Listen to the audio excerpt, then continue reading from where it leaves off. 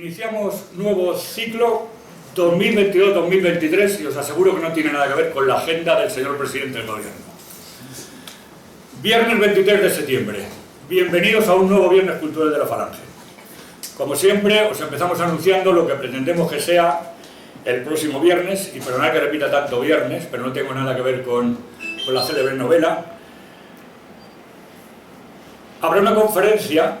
El título es un poco rocambolesco, pero luego lo explico. Desde Jaizkibel a Izaña, pasando por Alpicat. Sé que os habéis enterado de todo, ¿no?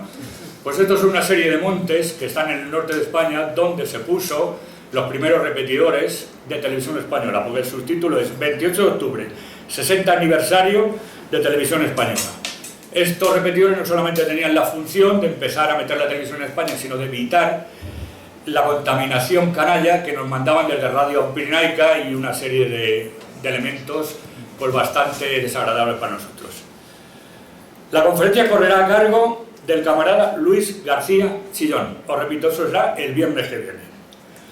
Hoy tenemos libro La Cruz y la Espada. Autor Simón de Montfort o Juan Manuel Soria, que es el mismo. Os digo algo de él. Nació el 28 de enero de 1970 en Valencia, es católico, tiene estudios de administración, informática e inglés comercial, trabajó en una empresa familiar dedicada a los curtidos, fue cabo primero de la GOE, en mi época era la GOE, y ha militado en varias organizaciones políticas patrióticas y entre otras cosas era jefe provincial del Sindicato de Trabajadores Nacional Sindicalista en Valencia. Es conferenciante, como lo vais a comprobar, escritor de varios artículos y de 2 libros hasta este momento. La cruzada contra el Estado Islámico, que es el anterior, y La Cruz y la Espada. Como siempre, os pido que los compréis, que si no, os tiramos piedras a la salida. Y sabéis que tenemos buena puntería, ¿no? Ediciones Esparta. Algo nos va a decir Enrique Uribe y algo creo que nos quieres contar respecto a un prólogo, ¿no? Sí. Es el señor editor, también es camarada. ¿Lo cuento yo ya? Cuéntala. Bien, pues el que tendría que estar aquí en mi lugar es Jesús Muñoz, que es el animador del libro, junto con Salvador Ceprián, que acaba de llegar. Son los 2 animadores del libro, del primer libro y luego también del segundo. Jesús Muñoz está en Finlandia por cuestiones familiares y entonces yo lo que voy a hacer es leer el prólogo a este segundo libro. El primer libro tenía como prólogo: yo tengo un amigo héroe, creo. Yo tengo un amigo héroe, te lo presento. Este se llama Mi amigo el héroe sigue dando guerra. Pues aquí estamos otra vez, abusando del inmenso honor que supone que un héroe te pida que prologues un libro suyo. Muchos de los que estáis leyendo estas líneas me conocéis de sobra. Otros solo por mi relación de amistad y camaradería con el autor del libro y mi pequeña y humilde colaboración en su gesta contra el Daesh y otros muchos enemigos, entre ellos, como no, el turco. Y otros no tenéis ni idea de quién soy yo, y posiblemente ni falta que os hace, y habéis iniciado esa inteligente y necesaria acción que supone leer el prólogo de un libro para ver si estas pocas páginas previas al libro en sí os aportan algo interesante sobre el autor y su vida, el tema de la obra que tenéis en vuestras manos y, por qué no, alguna anécdota o vivencia del escritor o protagonista del libro que muchas veces solo se pueden encontrar en los prólogos. Pues para todos vosotros van estas líneas que espero os empujen aún más a querer conocer cómo sigue viviendo un héroe español del siglo XXI, su particular y admirable manera de mantenerse en pie sobre un mundo en ruinas, y hacerlo con la cruz y con la espada. Bueno, y con algunos cachivaches tecnológicos que ha servido para que pueda escribir su segundo texto de reflexiones y vivencias desde un lugar muy distinto al que nos encontramos la inmensa mayoría de los que podemos leer su libro. En su primera obra, Cruzado contra el Estado Islámico, Simón de Montfort, que ya todos sabéis es en realidad Juan Manuel Soria, nos aportó una visión imprescindible de la vida y pensamiento de un combatiente español, católico, patriota e idealista contra el terrorismo islámico y todos sus cómplices. Tuve el honor de escribir también el prólogo de ese libro, y en el que os relaté aspectos que creía imprescindibles para conocer al autor de la obra y lo que estaba haciendo en Oriente Medio, a la vez que entender las razones por las que lo está haciendo, como habría comenzado su historia por esos lares. Os recomiendo encarecidamente que si no lo habéis hecho ya, o si no lo recordéis, dediquéis unos minutos a leer esas pocas páginas de introducción del anterior libro. Sí, siempre es necesaria y complementaria la lectura previa de un libro que antecede a otro del mismo autor y sobre la misma temática. En este caso creo que aún lo es más, pero si no tenéis la mano ese anterior, Simón de Montfort, os recordaré que mientras os hacéis con él, en mi anterior prólogo os contaba, os he dicho ya que no lo voy a decir en este, aspectos fundamentales para comprender lo que os espera en las siguientes páginas.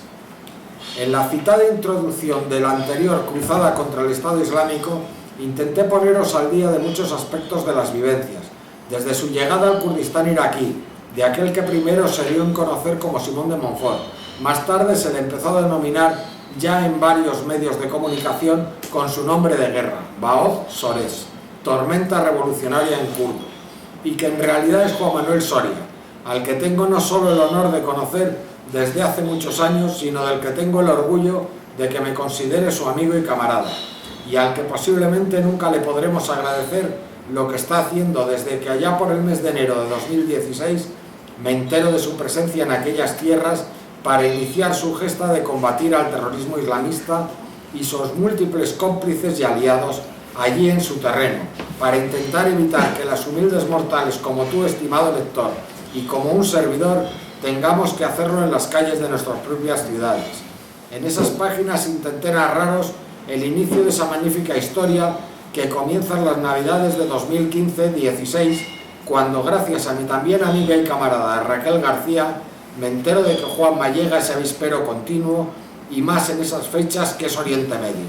De igual manera también hice lo posible para relataros cómo retomamos el contacto diario Juanma y yo y cómo ponemos en marcha esa página de Facebook denominada Apoyo Voluntarios Españoles contra el Daesh, que se convierte en una atracción mediática para todo aquel que siente interés sobre lo que está ocurriendo en esas fechas con el Estado Islámico, entre ellos periodistas, curiosos, militares en activo retirados, posibles nuevos combatientes y también enemigos de dentro y fuera de España. Páginas que con unos 25.000 seguidores aún sigue abierto y publicando noticias pese a su incorrección política. En ese prólogo anterior también intenté familiarizaros con las distintas unidades en las que sirvió Juan Manuel Soria en estos casi 7 años. Sobre todo en la IBS, Unidades de Resistencia de Sinjar, en la que ya permanece desde septiembre de 2016 y desde hace unos años incluso como uno de sus comandantes. Algunos de los combates en los que participó, compañeros que conocen ella, cómo va pasando del lógico anonimato inicial a mostrar su rostro a todo el mundo que va conociendo su batallar constante contra el mal y cómo desvela sus ideas abiertamente. También os narré algunas de las penalidades que sufre Simón, que supera gracias a su fe y a su paciencia de franciscano, y cómo va recogiendo su gesta la prensa. Prácticamente se hace eco de ella toda la prensa española, aparte de buena parte de la prensa internacional. En este segundo libro de reflexiones de Baoz Sores, que tenéis en vuestras manos, aparte de que podéis encontrar, como en el libro anterior, buen número de magníficas fotografías que vale la pena visualizar para conocer más de cerca y adentrarnos hasta la cocina y hasta la trinchera con el autor en el entorno donde nos cuenta lo que nos cuenta, tenéis artículos de muchas temáticas y problemáticas. Los encontraréis sobre problemas intrínsecos de esa zona relacionados con la guerra que se sigue librando en el Kurdistán iraquí y sirio, sobre lo que puede ocurrir si algún día llega al final de la guerra contra el ISIS, sobre los kurdos, sus milicias, sus costumbres, sus tradiciones, sus ideologías y creencias religiosas, sus mujeres guerreras, sobre los yazidíes y su casi exterminio a manos del Daesh, sobre el cristianismo en Oriente Medio, también sobre el autor sobre Turquía, su peso, intento de control absoluto y crímenes continuos en la zona, y no solo del turco, también de nuestros aliados, entre comillas, Estados Unidos, Israel y sus palanganeros de la OTAN. Os digo que os menciono que he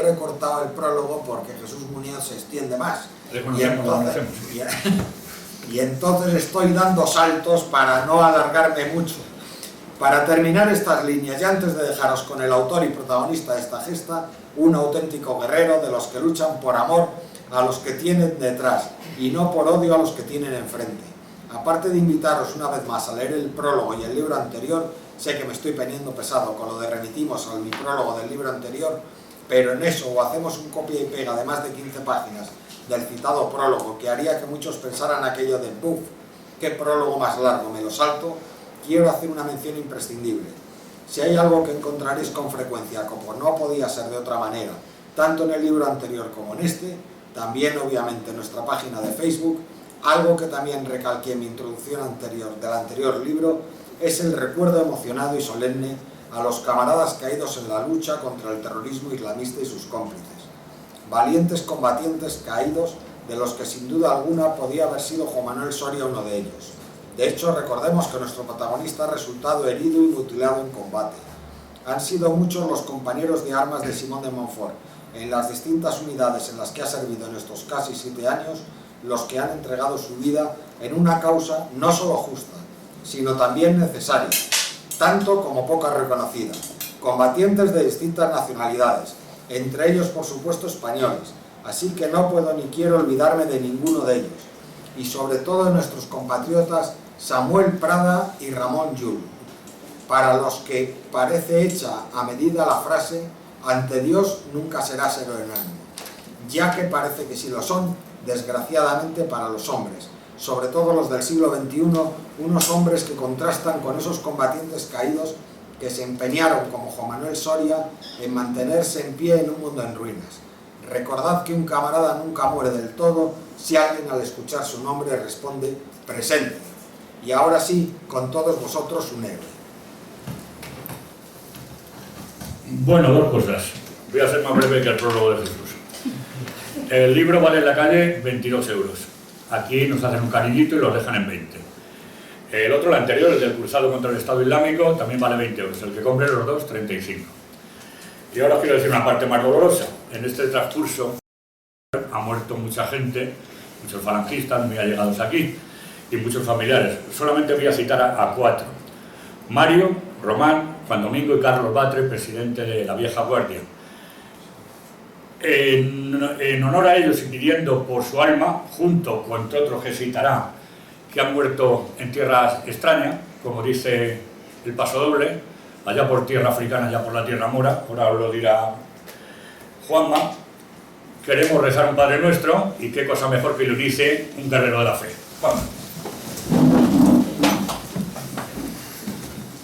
Pues por ellos, por los camaradas caídos, tanto aquí en España como en tierra en fiel, en el nombre del Padre, del Hijo, del Espíritu Santo, amén. Padre nuestro que estás en los cielos, santificado sea tu nombre. Venga a nosotros tu reino.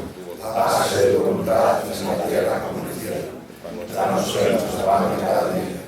Perdona nuestras ofensas, así como nosotros perdonamos a nuestros deudores. Y no nos dejes caer en tentación, y no nos hagas mal. Patriotas caídos por Dios y por España. ¡Presentes! Y ahora ya toma la palabra nuestro guerrero. Pues muchas gracias a todos. En primer lugar, eso, dar las gracias a quienes han organizado esta presentación. Muchas gracias a Carlos, que conozco ya, como han comentado, con el sindicato hace muchos años. Muchas gracias también a Manolo Andrino, que siempre está ahí cuando se necesita y siempre está dispuesto a ayudar, a echar una mano. Y bueno, aquí a la Vieja Guardia que nos acoge. Quería también dar las gracias a un camarada, un compañero de Kurdistán que está aquí, Sidar. No es un compañero más, lleva 4 años combatiendo conmigo allí. Me emociono porque él sabe lo que hemos vivido allí y le agradezco que haya venido desde Canarias a asistir a esta presentación. Lleva 4 años, yo allí estoy de comandante de los internacionales, cuando yo no estaba, él hacía de comandante, con lo cual no es un compañero más. Cayó herido en Afrin, cuando también Samuel Prada murió. Él recibió heridas por mortero. Había otro compañero español de Zaragoza que se salvó por una cuchara, ¿no? tenía una cuchara, estaban en un campo de olivos. Cuando vieron los drones que estaban apuntándoles, con la cuchara logró hacer un agujero donde se medio metió y consiguió salir ileso, mientras que Sidar cayó herido. Entonces agradecerle su presencia aquí. Y bueno, no estoy de acuerdo con muchas cosas que habéis dicho de conferenciante, no soy ningún conferenciante, yo soy un soldado y esto de hablar en público pues casi me da tanto miedo como enfrentarme al ISIS. Inténtalo, joder. Ya me conocéis la mayoría de los que estáis aquí presentes porque ya no es la primera vez que vengo, entonces no voy a hacer una presentación mía, pero sí que quiero decir que al contrario de lo que dice Jesús Muñoz en el prólogo, pues yo no me considero ningún héroe. O sea, los héroes sois los que estáis aquí, luchando cada día contra corriente en esta España tan desagradecida y donde el esfuerzo que se hace es tan difícil, ¿no? Yo apenas había pisado tierra española hace un mes, menos de un mes. Tenía la opción de llegar a Madrid o llegar a Málaga. Como Madrid valía 1.400 euros el vuelo y Málaga valía 600, pues decidí volar a Málaga. Volaba con un compañero que estaba allí conmigo y todavía no habíamos puesto el pie o había aterrizado el avión. Ya le comentaba yo al compañero, digo, mira, como yo soy más famoso que tú y es posible que la policía venga a preguntarme, a molestarme, pues coge tú las pegatinas de las maletas, tira tú delante y si ves que si la policía ve para mí, pues tú no mires para atrás, tú tira para adelante, lleva el ordenador, lleva cosas que no es que lleve nada ilegal, pero siempre, igual que me han quitado los teléfonos, me pueden haber quitado alguna cosa más, y tú tira para adelante. Efectivamente, él me decía, hombre, no seas así, mamá, ¿qué dices? No.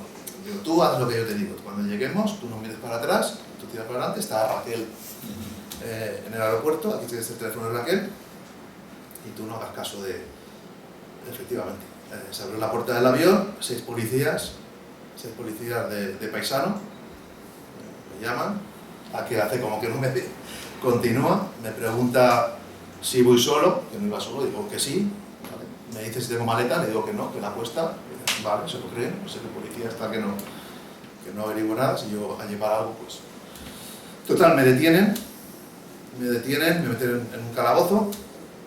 El jefe de la policía de Málaga me dice que debía ser una persona muy importante porque le había molestado a él en sus vacaciones, último domingo de agosto, para detenerme, y venían unos policías de Madrid adrede por mí. Entonces, usted debe ser un pez gordo, porque si no, no me explico.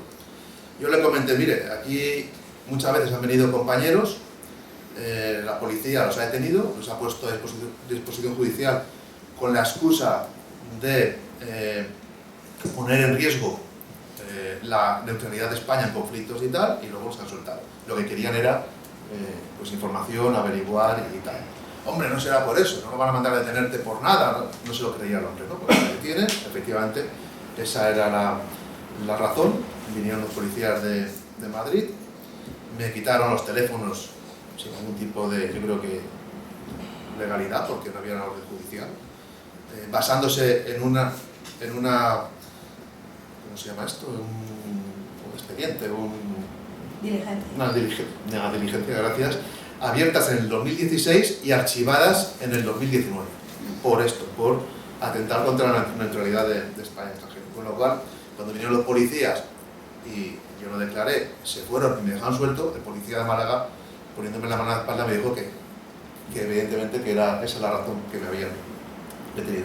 Lo vengo a comentar porque todavía no llegas a España y está la policía molestando, y está la policía amedrentando. Ahí tenemos al compañero Sidar. Cuando llegó a Alemania fue detenido, también le quitaron teléfonos, le quitaron parches, le quitaron de todo, con la curiosidad de que después le decían, cuando explicó las razones por las que había estado en Irak, que era una lástima que no fuera del Daesh, porque si hubiera sido del Daesh tendría derecho a una prestación, a una vivienda, a unos cursos de reinserción y todo tipo de ayudas. Sin embargo, por ser contra el Daesh, pues no tenía derecho a nada. O sea, en Alemania no solamente no persiguen a los terroristas del Daesh, sino que los ayudan, les dan dinero, les dan prestaciones, les dan todo tipo de cosas. Si eres contra el Daesh, pues... Lo vengo a decir por el tema de héroe, ¿no? Porque al final resulta que te causa más problemas aquí, o están más aquí en Vilo que allí. Estuve aquí el viernes pasado, de aquí me iba para Málaga y por no hacer todo de un tirón, tomando una cerveza con Manolo y con alguna camarada más, pues cogí la moto, tiró para Málaga y a la altura de Ocaña, pues digo, voy a parar a dormir, ¿no? Tenía 50 euros, no tenía más dinero. Yo tengo 20 para gasolina y 30 para los taxis. Si vale menos de 30 me quedo, si vale más dormiré en un banco, pero no tenía más dinero. Total, que pregunto, valía 28 euros. Digo, vale, aquí me quedo. Me quedo ahí a dormir y a las 3 de la mañana, Juan Manuel Soria, que viene por usted. Wow. Me levanto, me pongo pantalón, abro la puerta, 2 guardias civiles. ¿Qué pasa? No, usted perdone, pero nos ha saltado la alarma de no sé qué sistema que tienen ellos con los hostales y tal, y venimos a verificar que usted es usted. Nos han dicho que tengo que verificar que usted es usted. Digo, pues yo que yo sepa, yo creo que sí, que yo soy yo. Iba a decirle eso, porque si yo soy tú y tú eres yo, tienes más tontos los dos, ¿no? A las 3 de la mañana, pero tampoco en hora de hacer muchas tonterías, ¿no? Y bueno, se disculparon y se fueron. Vengo a decir pues eso, que parece que es más difícil aquí, bueno, en el primer viaje que vine, después de estar 2 años allí en Irak, también participé de una manifestación que había contra una cabalgata, o pseudo-cabalgata, una parodia de cabalgata de Reyes Magos en Valencia, donde libertad, igualdad y fraternidad, que eran las 3 Reyes Magues, las 3 gordas, las 3 gordas feas, hacían una especie como de parodia de cabalgata. Me acuerdo que iba con mi hijo, iba con la bandera del Sagrado Corazón, me iba a subir al carromato de ella, mi hijo me lo impedía y se fue corriendo porque se asustó el chaval, no quería problemas. Bueno, me subí a un mojón que había de esto de piedra con la bandera y fue también detenido por la policía y multado por protestar, o sea que no había hecho nada más. Y bueno, ese es el acoso y el derribo que la policía aquí, en esta tierra, en esta patria, pues el caso de la Anquerna, ¿no? O sea, por defender la unidad de España, que es algo que hemos jurado hasta la última gota de nuestra sangre, pues ahí tenemos a los camaradas presos o cumpliendo condenas de diferentes modos, ¿no? O sea, es una persecución bestial. Y allí, sin embargo, en Irak, pues bueno, ahí tienes con la RPG, te cargas a 4 o 5 del Daesh y cuando viene el jefe dice, he sido yo, ¿y qué? O sea, como decía Gila, ¿no? Sí. No pasa nada, ¿no? Entonces, ¿dónde es más heroico? ¿Dónde es más complicado la lucha por pues aquí, más desagradecido, más contracorriente y yo creo que más heroico, ¿no? La lucha por el desaliento que conlleva y por la paciencia que hay que tener, ¿no? Entonces esto es lo que en principio quería comentar.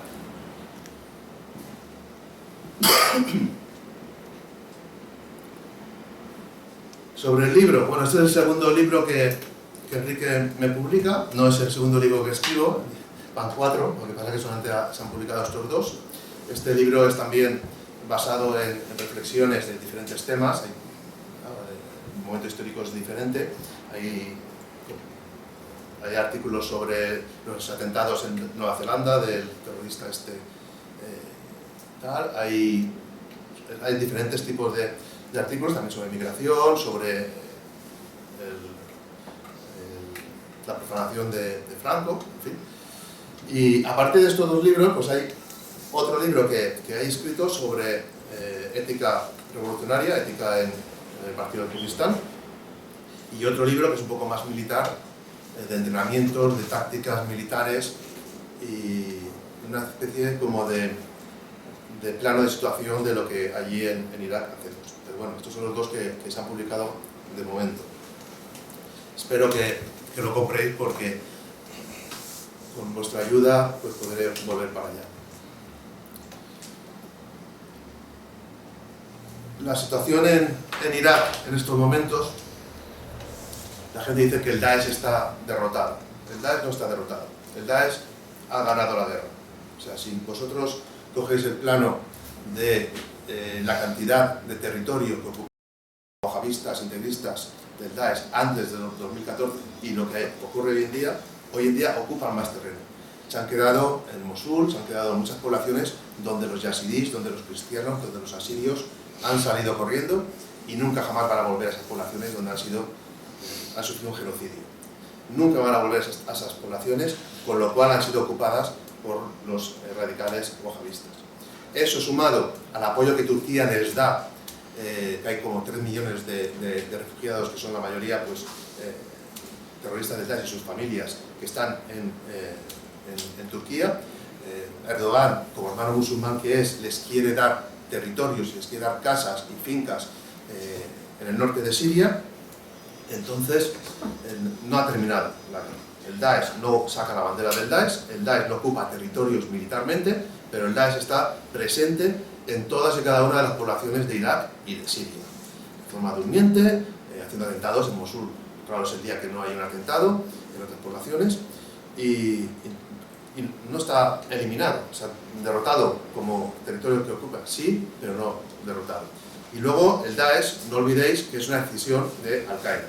O sea, Al-Qaeda tiene dos vertientes, que son Al-Nusra y el Daesh. La única diferencia entre el Daesh y Al-Qaeda es que el Daesh quiere hacer un estado entre la parte sunita de Irak y la parte sunita de Siria, hacer un nuevo estado islámico, y Al-Qaeda y el Nusra lo que quieren es convertir esas repúblicas sirias o la república iraquí en repúblicas islámicas.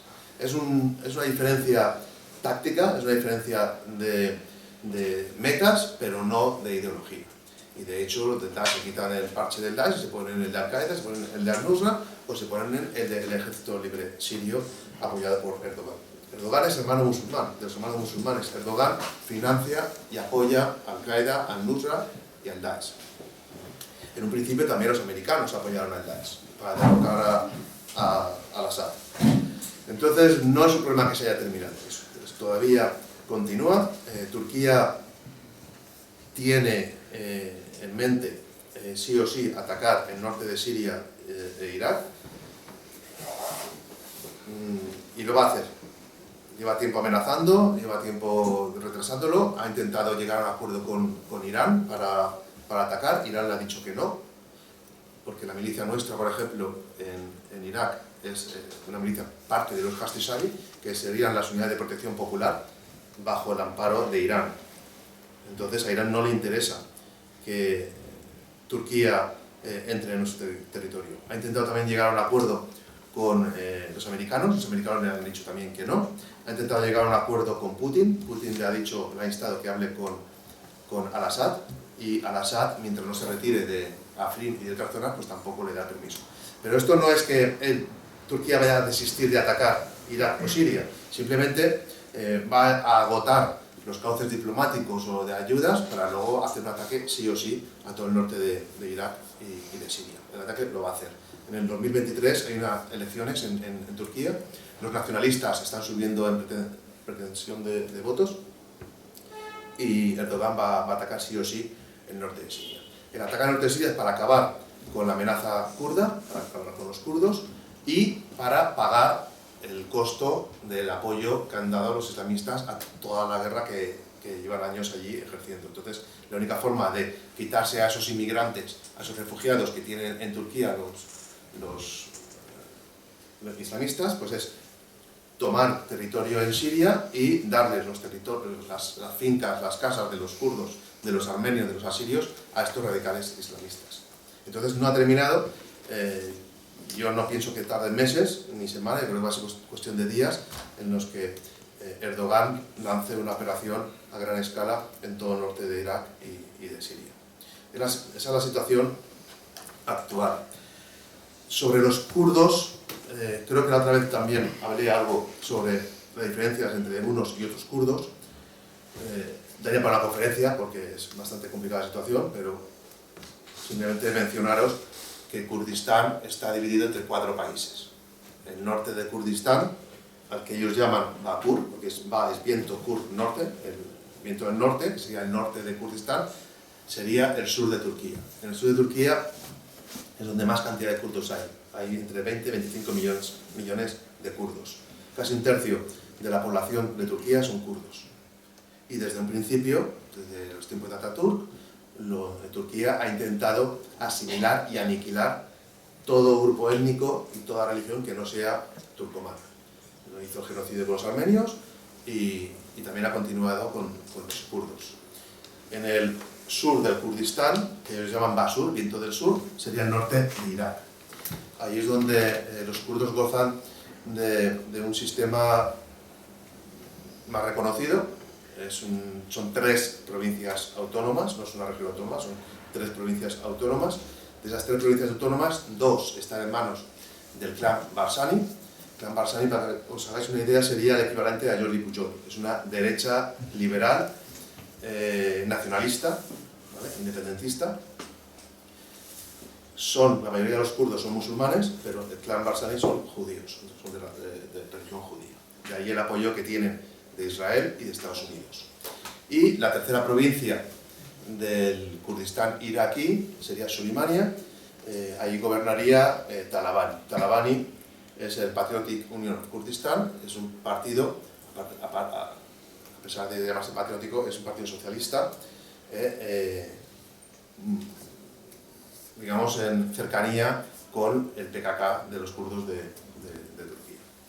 Nosotros, cuando tenemos que llegar tanto a Siria como a Irak, tenemos que llegar por la parte de Suleimania porque tenemos cierto apoyo de ellos y tenemos que evitar la parte de Duhok o Erbil, que sería la parte que controla el clan Barzani, que son amigos de Turquía. O sea, los turcos persiguen a los kurdos de Turquía, pero sin embargo apoyan a los kurdos nacionalistas de Kurdistán. Es una forma de ganarse lo que pasaba con Francia con los vascos, ¿no? O sea, Francia no reconoce ninguna provincia vascongada ni nada por el estilo, pero sin embargo apoyaba a los refugiados vascos que salían de España, ¿no?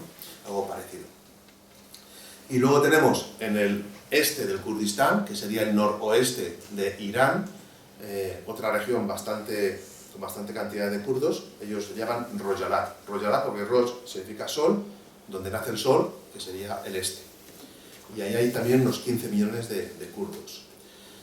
Irán sí que reconoce la región del Kurdistán como una región con una etnia particular, son los kurdos, le llaman el Kurdistán. Como sabéis que es una teocracia, que no hay ninguna representatividad de partidos políticos en Irán, pues también son reprimidos y no se les deja, digamos, organizarse. Hay una guerrilla activa también en Rojalat, en Irán. Allí durante unos pocos años hubo una república socialista, se llamaba Mahabad. Y esta república socialista duró unos pocos años, pero era una república kurda, de la república de la URSS.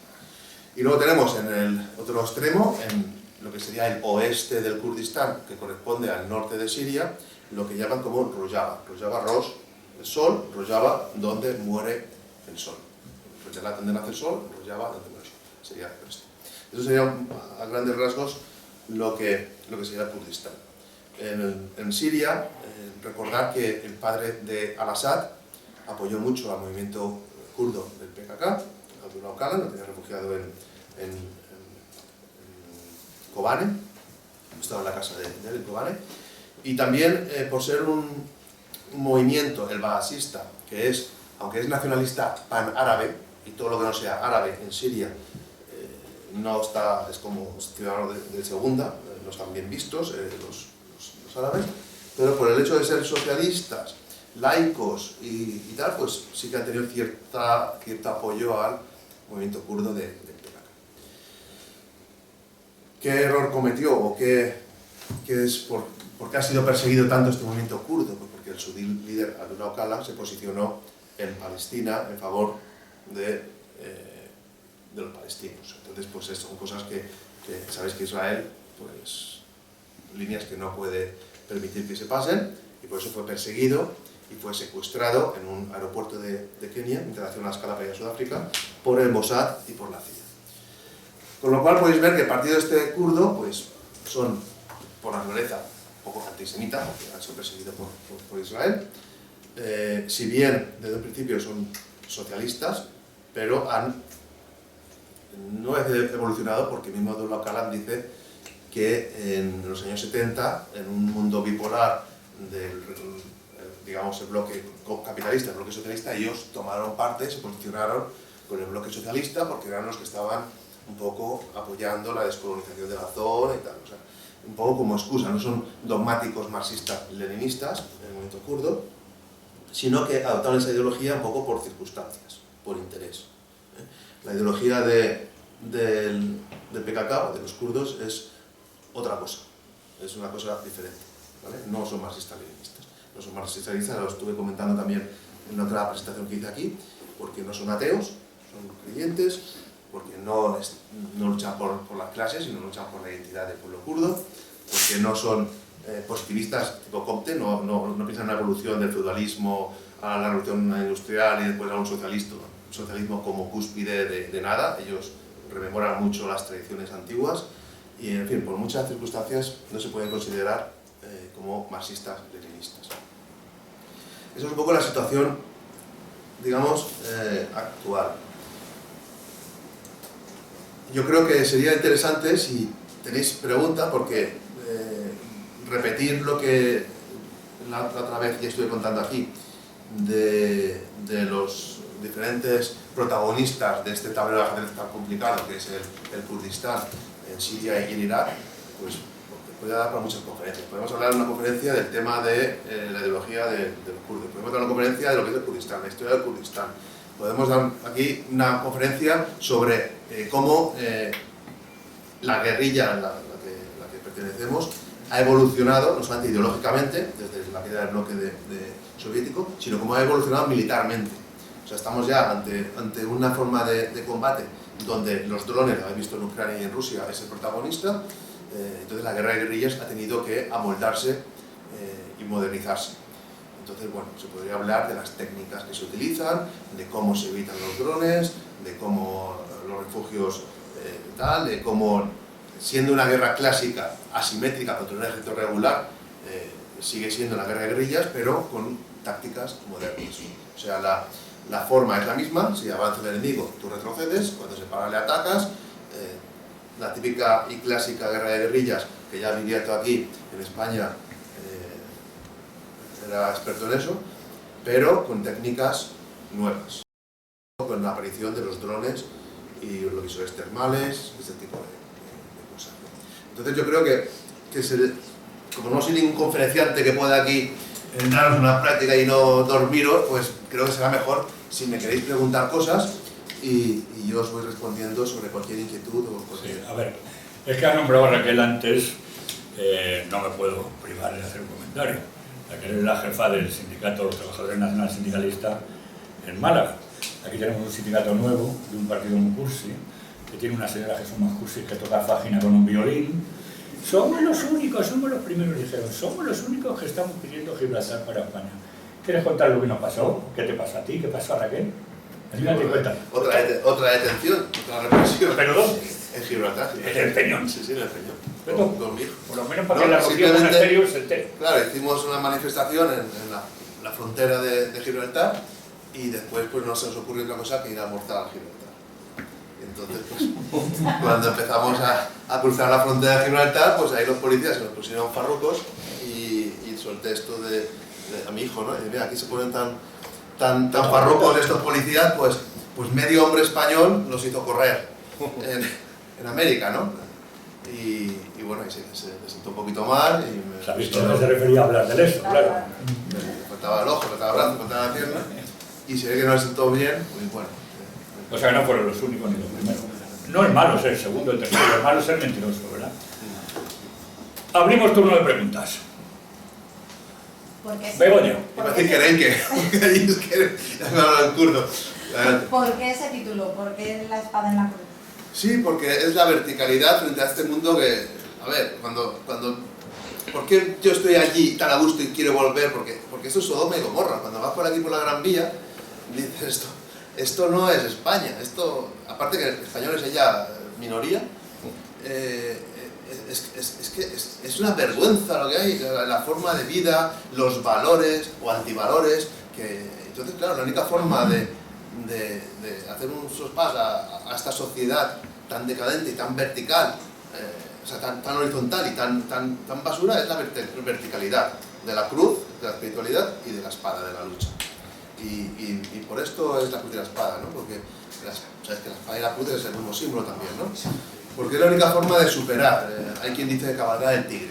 Cabalgar el tigre, que es irte a una secta, irte a la montaña, abandonar el mundo, pues tampoco será la solución. La solución es luchar, combatir. El hacha de doble filo, combatir para afuera y combatir para adentro. Cambiar la sociedad y cambiarnos a nosotros mismos. Y yo creo que la cruz y la espada pues, son los símbolos que más me representan a mí y la lucha que estamos llevando. Más una tradición muy española. Por esto, el título. Venga. Como estabas hablando de la guerra tecnológica, ¿cómo evitáis los drones? ¿O intentáis evitarlo? Pues con una cosa muy tonta. Muy tonta y muy básica. ¿No sabías que te llevas a un ministro español? No. Con un paraguas. O sea, un simple paraguas.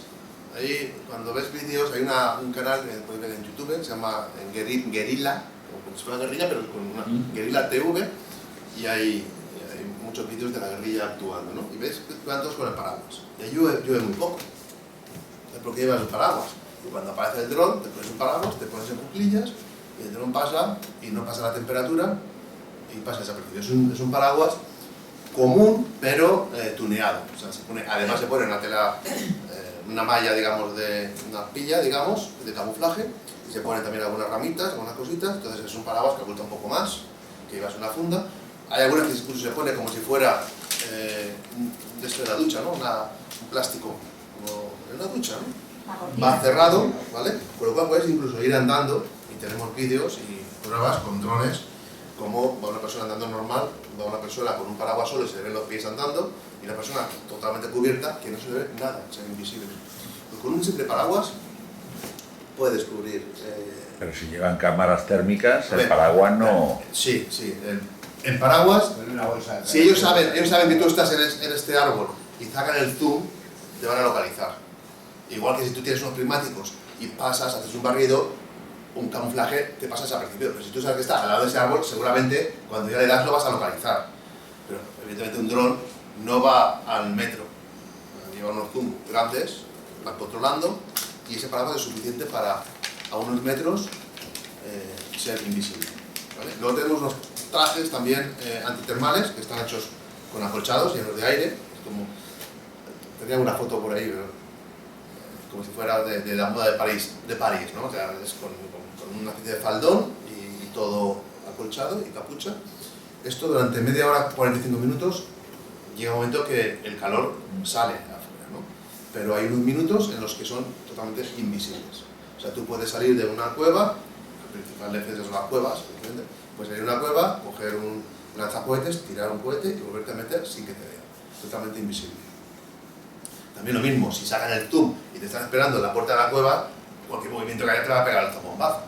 Pero con un zoom grande es invisible. A ver, ¿otra pregunta? Manolo. ¿Cuál es la situación con el gobierno sirio, por ejemplo, ahora que está recuperando posiciones? Supongo que no será muy cómodo para ellos que una parte de su territorio esté ocupado por los kurdos, por las milicias del IBS, el G y demás. Entonces, ¿no está tentado al-Assad de barrer también a los turcos de parte de su territorio? A ver, al-Assad podría perfectamente llegar a un acuerdo con Turquía y hacer una pinza para hacerse con los kurdos. Pero si él hace un acuerdo con los turcos van a meter a esos wahabistas, a esos integristas islámicos en esos territorios. Con lo cual, al-Assad prefiere a los kurdos, que los kurdos no lo han invadido. O sea, hay algún libro de Siria que algún sirio dice, bueno, es que los kurdos han venido y se han instalado ahí, y te habla incluso de cantidad de miles, o 1 millón de kurdos antes del 2014 y después había 2,5 millones. Claro, si vosotros vais a Wikipedia veréis que en el 2014 hubo una reglamentación de los kurdos reconociéndoles la nacionalidad siria, porque llevaban generaciones viviendo allí sin ser reconocidos. ¿Por qué? Porque el régimen sirio es el régimen, la República Árabe Siria, el ejército árabe sirio. Todo lo que no sea árabe no reconocido. Entonces los sirios que llevan ahí por generaciones viviendo, que no son los árabes, ¿sabes? Los armenios, los asirios y los kurdos. Los que han venido después en un empuje, digamos, migratorio, populacional, han sido los árabes que vienen de la vista. O sea, en Mesopotamia no había árabes hace 1000 años o 500 años. Habían otras poblaciones. O sea, los que tienen, así hay algún sirio que me dice, no, es que los kurdos tienen que coger la mochilita y volverse a la montaña. No, son los árabes los que tendrían que coger el camello y las cabras y irse para el desierto, ¿no? O sea, los kurdos son de esa zona. Entonces, Al-Assad prefiere a esos kurdos que son de allí antes que le metan a los wahabistas, islamistas que están contra él. Después, por ideología, he comentado antes que el padre de Al-Assad era amigo de Abdullah Öcalan, le protegió hasta que le forzaron los israelitas y los americanos a que lo echara del país, y si no iba a haber una guerra contra Siria abierta. Entonces ha habido siempre cierta connivencia y cierta amistad de Al-Assad con los kurdos. Cuando Delil cayó herido, lo llevaron a un hospital de Hasaki, en Siria. Y yo, hablando con la embajada, me decían que si había posibilidad de llevarlo a Damasco, que a lo mejor podrían repatriarlo. Y pensábamos, bueno, pero es que Damasco es del régimen sirio, pues no lo sé. Y cuando hablé con mi jefe me dijeron, sin ningún problema, sin ningún problema. En Hasaki hay un hospital nuestro, kurdo, y un hospital del régimen, donde las especialidades son diferentes y los sirios vienen a nuestro hospital y los nuestros al suyo, y hay una relación, sin ningún problema, se puede mandar a Damasco y tal. Que luego, por tema de lo que tenía en la cabeza, pues no podía volar y no se hizo, ¿no? Pero quiero decir que la relación entre los kurdos y no el régimen sirio, es el gobierno legítimo de Siria, o sea, no es el régimen sirio, es mejor de lo que aparenta, mejor de lo que aparenta. Hay muchas relaciones como Camislo, como Kobane, como Hasake, como Derek, en la que hay, digamos, fuerzas de gobierno y fuerzas de la milicia kurda. No quiere decir que en un checkpoint haya un encontronazo y se peguen 4 tiros. Yo mismo yendo con Sidar, íbamos a Camislo y nos equivocamos, cogimos el camino del aeropuerto. El aeropuerto es del régimen de Al-Assad. Y con el coche nos rodearon con una ametralladora y el jefe y tal, me acuerdo que Sidar iba detrás, íbamos con Barán, también otro español, y Robin, este que había nacido hace poco. Nos paran los policías de Al-Assad y hubo un momento ahí medio de tensión. Yo cogí una UCI que teníamos, la monté, Barán cogió el arma y tal. Me acuerdo que Sidar vino por la ventana, ¿qué pasa? Y tal, y tira para atrás, que estábamos a punto ya casi de dispararnos. Pero bueno, nada, nos dejaron salir y nos fuimos de ahí sin mayor problema, ¿no? Entonces puede haber en un momento determinado pues que haya un encontronazo y hay un intercambio de tiros y te maten o mates a alguien de ellos. Pero no hay una voluntad de confrontación. Puede haber cosas aisladas, enfrentamientos aislados, pero la relación es buena. La relación es buena con Al-Assad. A mí lo que me llama la atención, quizá porque no te conozco y no conozco tu trayectoria, es por qué te persiguen tanto. O sea, eso que has contado antes al principio, si tú estás haciendo ahí una labor maravillosa, luchando y estás en misión allí, bélica, ¿cómo puedes llegar a España y sufrir el acoso al que te tienes sometido? Eso es lo que no me cuadra. O sea, ¿qué razón hay para eso? Pues ahí en Málaga mismo, una de las policías de información, que era de civil y con su chalerito y tal, una mujer, me decía, pero si me he metido ya a ver cosas de usted y tal, y me parece loable lo que usted está haciendo. Es que lo que estamos haciendo ahí es lo que tenía que hacer el gobierno español. Que Francia sí que lo hace. O sea, nosotros estábamos en Terrasó, que lo sabe también Sidar. En Terrasó había unidades francesas de civil con cohetes de última tecnología apoyando nuestros avances y la resistencia al Daesh. De hecho, yo estaba herido, en ese momento no estuve, pero Sidar nos puede contar que hubo una tormenta de arena. Los del Daesh aprovechaban la tormenta de arena para atacar nuestras posiciones y todos los árabes echaban a correr, como gastaban la munición y se echaban a correr, y los franceses también echaban a correr. No echaban a correr porque tenían miedo, echaban a correr porque tenían orden de no caer o que no hubieran bajas y recibían la orden de irse, no digo que fueran cobardes, ¿vale? Simplemente es el comentario de que hay fuerzas especiales francesas en primera línea de combate y sin embargo españoles, pues no, o sea, no es una cosa que estemos luchando contra... Ahora me comentaban el tema de Ucrania o Rusia. Bueno, pues hay amigos que están en el lado de Ucrania y que están en el lado de Rusia. Aquí en el último, de los últimos artículos que escribo en el libro, comento que no es nuestra guerra. O sea, si yo fuera ucraniano defendería a los ucranianos, si fuera ruso defendería a los rusos. Políticamente me posiciono más en favor de Rusia porque están parando digamos, esa hegemonía americana y tal, me posicionaría ideológicamente con Putin, siendo que Putin no tiene ninguna ideología afín a la mía, pero es un nacionalista ruso y ya está, ¿no? Pero si me tuviera que posicionar, me posicionaría con los rusos. Pero sin embargo, no hay una legitimidad para matar a unos o a otros, o la hay para matar a los dos. O sea, que no sabes quiénes son los buenos y quiénes son los malos. Para unos son unos, para otros son otros. Y la prueba está que tengo compañeros que han estado conmigo en Irak, que están con los rusos, y compañeros que están con los ucranianos. Sin embargo, todo el mundo sabe quiénes son los malos en el conflicto en Irak y en Siria. A nadie se le ocurre, ni se le pasa por la cabeza decir que el Daesh o los islamistas radicales son buenos. ¿A quién? A nadie. O sea, todos saben dónde está el mal y dónde está el bien. Entonces no entiendo yo por qué la policía tiene esta fobia y este afán persecutorio cuando lo que estamos ahí es haciendo una labor que tendrían que hacer ellos. Y aparte que si no lo hacemos allí, se va a hacer, pero es que se va a hacer aquí. Es que además están cerrando los ojos a toda yo he trabajado con inmigrantes. He estado años en Marruecos trabajando con inmigrantes para la iglesia, no ayudar a cruzar evidentemente, sino en su ayuda de mantas, de comida, como cosa humanitaria, ¿no? Y yo sé lo que viene por ahí, pero hay que controlar. O sea, si una persona es un refugiado, ayúdale. Un refugiado se merece la ayuda. Pero tendrás que comprobar si es un refugiado o es un terrorista, o si es un violador, o si tiene antecedentes en su país, o quién te viene. Por lo menos un control. Pues no hay ningún tipo de control. Nos está viniendo de todo. Y una de las metas, además anunciada públicamente en internet y tal, de los islamistas radicales es poner un pie en Europa y atentar en Europa. Y va a llegar un momento que va a haber en Francia, en Suecia, en Holanda, en muchos países, en Bélgica, y también llegará el momento en España donde hayan barrios enteros que estén controlados por la Sharia, por los islamistas. Y la policía no podrá meterse porque los tildarán de islamófobos o de racistas o tal. Y van a haber barrios enteros. Y esa guerra de guerrillas a la que están no solamente acostumbrados, sino adiestrados, va a ser muy dura, porque van a causar muchas bajas, con muy pocos medios. O sea, lo bueno para bien y lo malo para mal, ¿no? La guerra de guerrillas es que con muy pocos medios puede hacer mucho daño. Mucho daño. Nosotros tenemos posiciones que con muy pocos medios, con sabotaje, con minas, con rockets, tú puedes causar mucho daño. ¿Por qué no vienen a Yasinjar el ejército turco? Porque sabe que si viene va a tener un costo muy grande.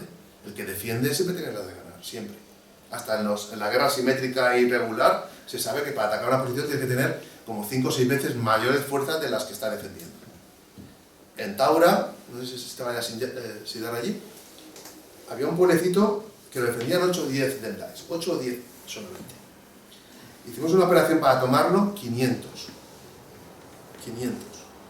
Nos tuvimos que retirar. Nos destruyeron una excavadora, varios hammers. ¿Por qué? Porque el que defiende está escondido, tiene sus túneles, tiene sus posiciones, tiene sus minas, y tú tienes que exponerte. Tú para avanzar tienes que exponerte. Cuando te expones te bombardean, con drones, con minas, o sea, el que defiende siempre tiene las de ganar. Y con mucho más medios, en otras circunstancias, en otra población, Bakufa o Bash. También los americanos apoyándonos con la aviación. Estuvieron 5 horas, 6 horas bombardeándonos. Cuando ya pensás que ahí no podían vivir ni las ratas, empezamos el avance y el primer hammer que fue saltó como salía. O sea, el que defiende tiene la técnica. Pues quiero decir que en estos barrios, cuando estén los del Daesh con esa guerra de guerrillas y tenga sus bombas y con una bomba no hace falta grandes tecnologías. Pues habéis visto MacGyver, ¿no? Pues eso, cualquier cosa que tengáis en casa se puede hacer cualquier cosa. Pues esta gente se va a defender esos barrios con bombas, con armas, con historias, y la policía lo va a tener muy difícil. ¿Podrán hacerse con ellos? Claro, después de morir 50 100 policías para coger a 3 tíos. Esa es la guerra que nos espera pasado mañana, no de aquí 10 años. Pasado mañana, en cuanto lo decidan, porque estoy seguro que la organización la tiene en casi todas las ciudades europeas que les interesa.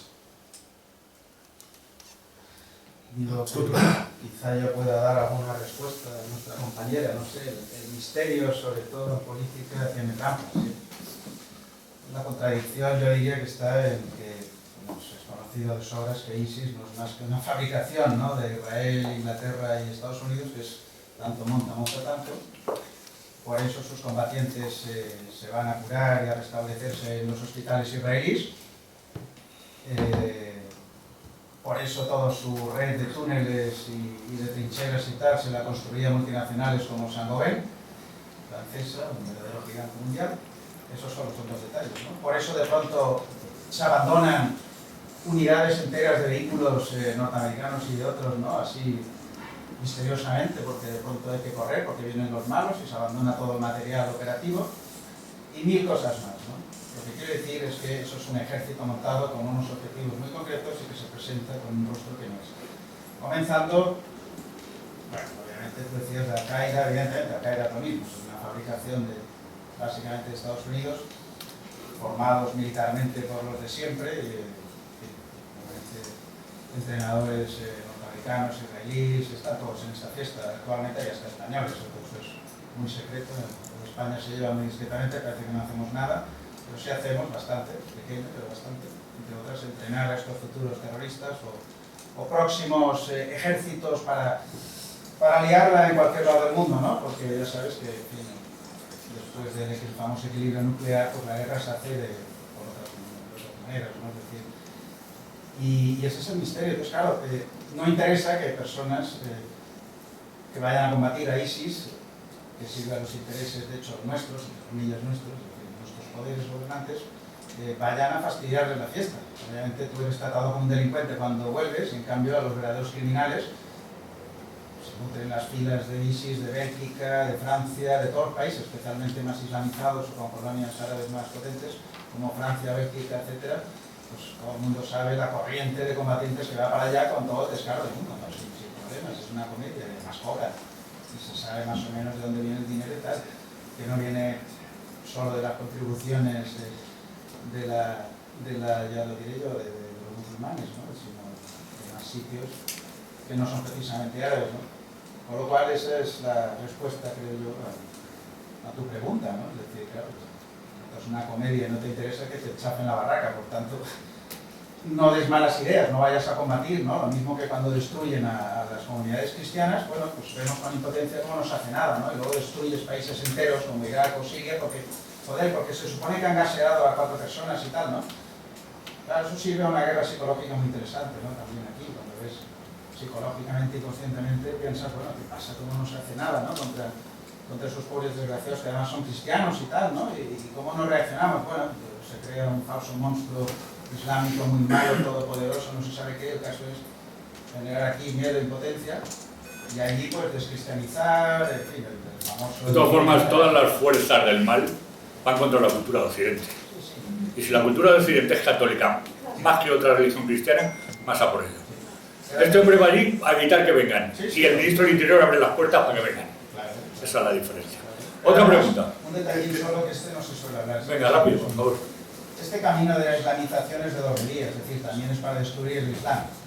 Entonces vienen aquí, se occidentalizan en cierta manera, luego se lo llevan allí y poco a poco... Sí, van a lograr el laicismo total en el mundo, sí, seguro. Es lo mismo. Eso es lo que es. Mundial, el mesianismo, el indiferentismo total, la destrucción total de todo, ¿no? Del Islam, cristianismo, todo lo que sea, para construir su famoso nuevo orden de veremos cuál es, ¿no?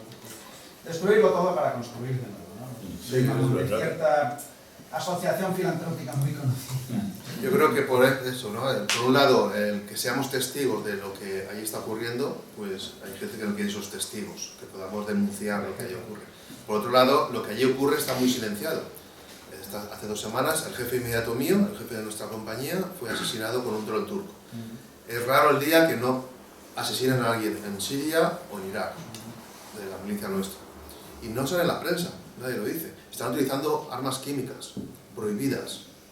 Hay cuevas nuestras que han echado gasolina, que han echado bombas de todo tipo.